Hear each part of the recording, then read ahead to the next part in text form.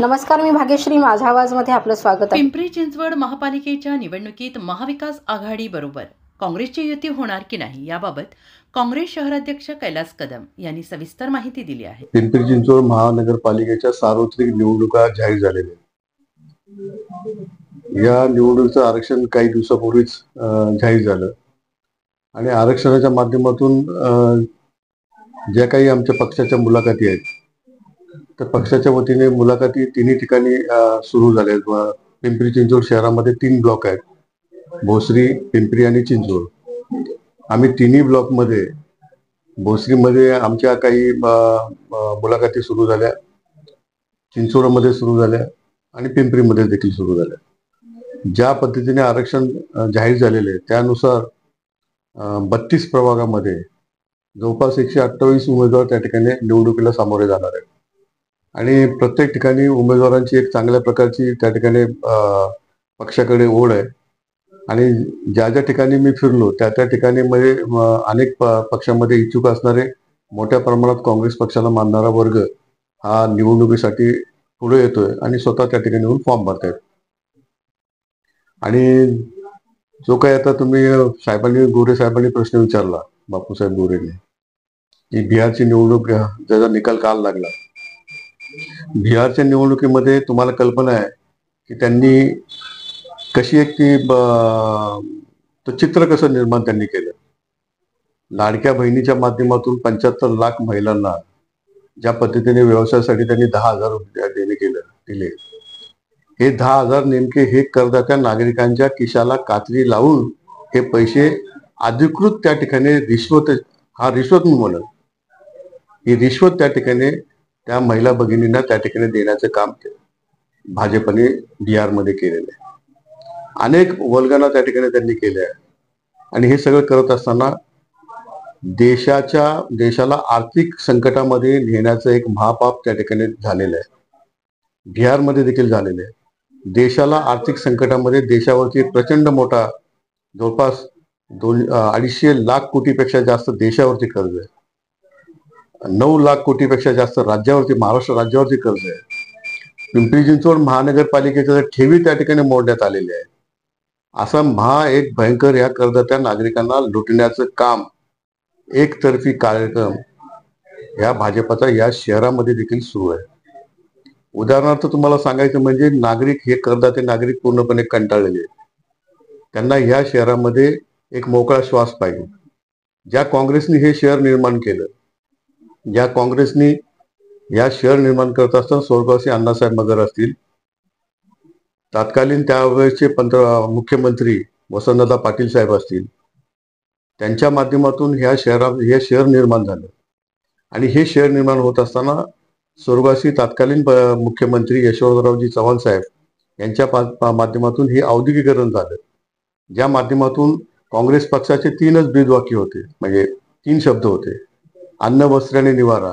राज्याच्या, देशाच्या कानाकोपऱ्यातून या ठिकाणी प्रत्येक जाती धर्माचा घटक, मग तो हिंदू असेल, मुस्लिम असेल, ख्रिश्चन असेल, दलित असेल, आदिवासी असेल, हा सगळा समाजाचा घटक या ठिकाणी येऊन स्थायिक झाला. मिळेल त्या जागेवरती त्यांनी आपली त्या ठिकाणी झोपडी उभारलं आणि ह्या सगळ्या झोपडपट्ट्या ह्या काँग्रेस पक्षाच्या कालावधीमध्ये गावाकडून आलेली मंडळी, सगळ्या समाजाची मंडळी पोटाची उपजीविकेच्या साधनासाठी येऊन या ठिकाणी स्थायिक झाले आणि त्यांना हे सगळं म्हणजे ताकद देण्याचं काम, त्यांच्या हाताला रोजगार मिळवून देण्याचं काम हे काँग्रेस पक्षाने त्यावेळेस केलेलं आहे. पवना डॅम सारखा तो प्रकल्प, ज्यावेळेस या शहराची लोकसंख्या मर्यादित होती त्यावेळेस पवना डॅम सारखा प्रकल्प सुद्धा काँग्रेस पक्षाने आणला. ह्या सगळ्या मध्यंतरीच्या ह्या 10 वर्षाच्या कालावधीमध्ये 5 वर्ष भाजपने या महानगरपालिकेवरची सत्ता भोगली आणि या 5 वर्षाच्या कालावधीमध्ये जवळपास त्यांनी त्यांच्या स्थायी समितीचा अध्यक्षाला सुद्धा रंगेहात महानगरपालिकेच्या आवारामध्ये, त्याच्या कार्यालयामध्ये अँटी करप्शनच्या पोलिसांनी त्याला बेड्या ठोकल्या होत्या. करदात्या नागरिकांच्या पैशावरती डल्ला मारण्याचे काम या मंडळींनी सातत्याने या शहरामध्ये केलेलं आहे.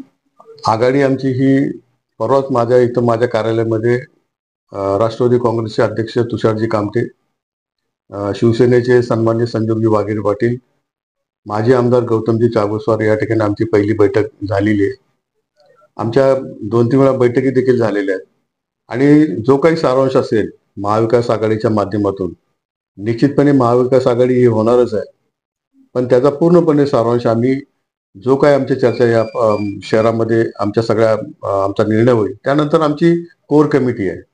काँग्रेस पक्षाची एक कोर कमिटी आहे ज्याच्यामध्ये आमचे प्रदेशचे आहेत, आमच्या महिला अध्यक्ष, युवक अध्यक्ष, NUSIचे अध्यक्ष, हे सगळ्यांनी त्यांचे सुद्धा अध्यक्ष असे त्या कोर कमिटी आमचे निरीक्षक जे आहेत आम्ही सगळे एकत्र बसू आणि तो सगळा अहवाल आम्ही वरिष्ठांना देऊ आणि वरिष्ठ त्यानंतर ज्या पद्धतीने सांगतील त्यानुसार महाविकास आघाडीला आम्ही सामोरे जाणार आहोत.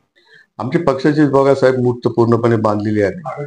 आघाडीची मूठ आम्ही पूर्णपणे बांधलेली आणि वैयक्तिक सुद्धा आमची तयारी सगळ्याची झालेली आहे.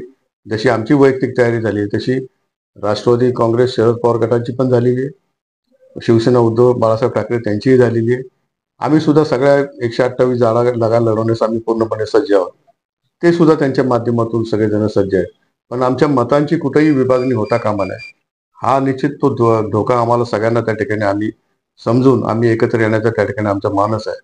आणि तुम्हाला कल्पना असेल जर त्यांना कमी वेळ द्यायचा आहे म्हणजे वोट चोरीचा हा जो मुद्दा आहे म्हणजे मतदानाच्या ह्या लोकशाहीमध्ये मतदान चोरी करण्याचं काम, स्वतःचा हक्क चोरी करण्याचं काम ज्या पद्धतीने हे भाजपचं सरकार करू पाहतंय त्यांना ती चोरी करता आली गेली पाहिजे. मतदान चोरी करता आलं गेलं पाहिजे अशा माध्यमातून ते कमी वेळ देण्याचा प्रयत्न करतील. आता त्यांनी एक नेरेटिव्ह दुसरा एक पसरवला आहे, त्याला फेक नेरेटिव्ह म्हणता येईल किंवा ते खरं पण असू शकतं. गेल्या वेळेस त्यांनी सांगितलं की 5,000पेक्षा पुढे मतदान, आता यावेळेस सांगतात 8,000च्या पुढे मतदान.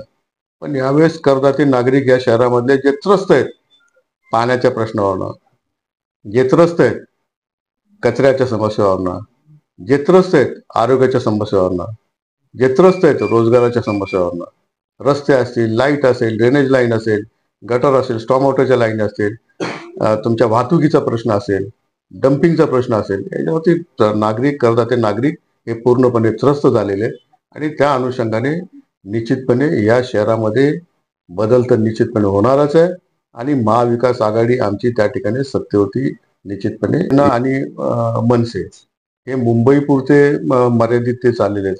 राज्यामध्ये इतर अजून काही ठिकाणी त्यांच्याबरोबर चर्चेचा अजून असा काही आमचा प्रस्ताव आमच्या समोर वरिष्ठांच्या समोर आलेला नाही. कारण मी सुद्धा राज्याच्या निवड मंडळामध्ये आहे. परत आमच्या निवड मंडळाची बैठक झाली. राज्याच्या निवड मंडळामध्ये असणारा मी व्यक्ती आहे, म्हणजे ते पत्र सुद्धा सगळं समोरच आहे. त्यामुळे राज्याच्या निवड मंडळामध्ये म्हणजे असं कुठलाही प्रस्ताव आमच्या राज्याच्या निवड मंडळामध्ये सुद्धा आलेला नाही अद्याप. तो आल्यानंतर निश्चितपणे तो तसा जे वरिष्ठ आम्हाला सांगतील त्यानुसार आम्ही पुढे जाऊ. अशाच नवनवीन बातम्यांसाठी पाहत राहा माझा आवाज न्यूज चॅनेल.